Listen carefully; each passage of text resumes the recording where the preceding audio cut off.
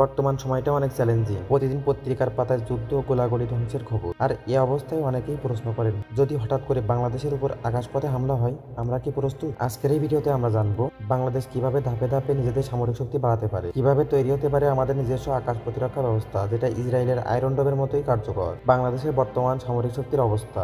বাংলাদেশ সেনাবাহিনী গত 10 বছরে অনেক উন্নতি করেছে, নতুন যুদ্ধ বিমান, সাবমেরিন, আধুনিক কামান, ক্ষেপণাস্ত্র এসব এনেছে। তবে সমস্যা হলো আকাশ প্রতিরক্ষা ব্যবস্থা এখনো অনেক দুর্বল। আমাদের আছে হাতে চালানো কিছু ক্ষুদ্র রকেট, বিধ্বংসী অস্ত্র, কিছু রাডার নির্ভর ক্ষেপণাস্ত্র, কিন্তু সেগুলো স্বয়ংক্রিয় নয় এবং বড় ধরনের আক্রমণ ঠেকানোর মতো নয়। বড় দুর্বলতা হলো পর্যাপ্ত সতর্কবার্তা, ওয়ার্নিং রাডার নেই, আধুনিক আক্রমণ প্রতিহতকারী ক্ষেপণাস্ত্র নেই, স্বয়ংক্রিয় নজরদারি ও প্রতিরক্ষা ব্যবস্থা নেই। কেন দরকার আয়রন ডোম জাতীয় প্রযুক্তি? ইসরায়েল তাদের আয়রন ডোম প্রযুক্তির মাধ্যমে আকাশ থেকে ছোড়া প্রতিদিনের ক্ষেপণাস্ত্রের 90 ভাগই ধ্বংস করতে পারে। আমাদের সফলতা 3টি মূল কারণ: কৃত্রিম বুদ্ধিমত্তা, রাডারের সমন্বয়, তাৎক্ষণিক তথ্য বিশ্লেষণ ও সিদ্ধান্ত গ্রহণ, পৃথকভাবে ছড়িয়ে ছিটিয়ে থাকা ক্ষেপণাস্ত্র উৎক্ষেপণ কেন্দ্র।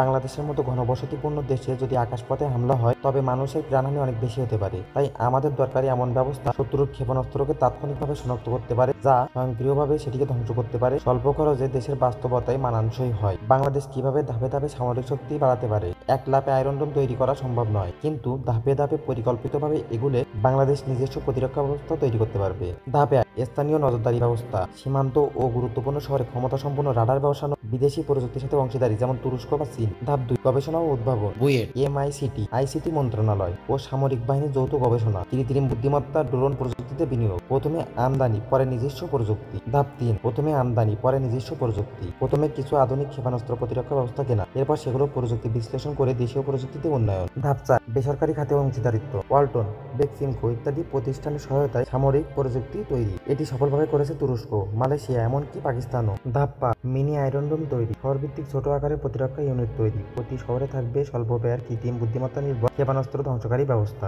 ভবিষ্যতের দিকে তাকিয়ে বাংলাদেশের লক্ষ্য, আমরা যুদ্ধ চাই না, কিন্তু প্রস্তুত থাকতে চাই। যদি আগামী 10 বছর সঠিকভাবে পরিকল্পনা, গবেষণা ও প্রযুক্তিতে বিনিয়োগ করা যায়, তবে বাংলাদেশে গড়ে উঠতে পারে নিজস্ব স্যাটেলাইট নির্ভর নজরদারি ব্যবস্থা, কৃত্রিম বুদ্ধিমত্তা ও রাডার নির্ভর প্রতিরক্ষা ব্যবস্থা, বাংলা ডোম নামে একটি নিজস্ব আকাশ প্রতিরক্ষা প্রযুক্তি। এটি কেবল দেশকে রক্ষা করবে না, বরং প্রযুক্তি ক্ষেত্রে বাংলাদেশকে আত্মনির্ভরশীল করে তুলবে। তোমার কি মনে হয়, বাংলাদেশ কি নিজের আকাশ প্রতিরক্ষা একটি শক্তিশালী ব্যবস্থা তৈরি করতে পারবে?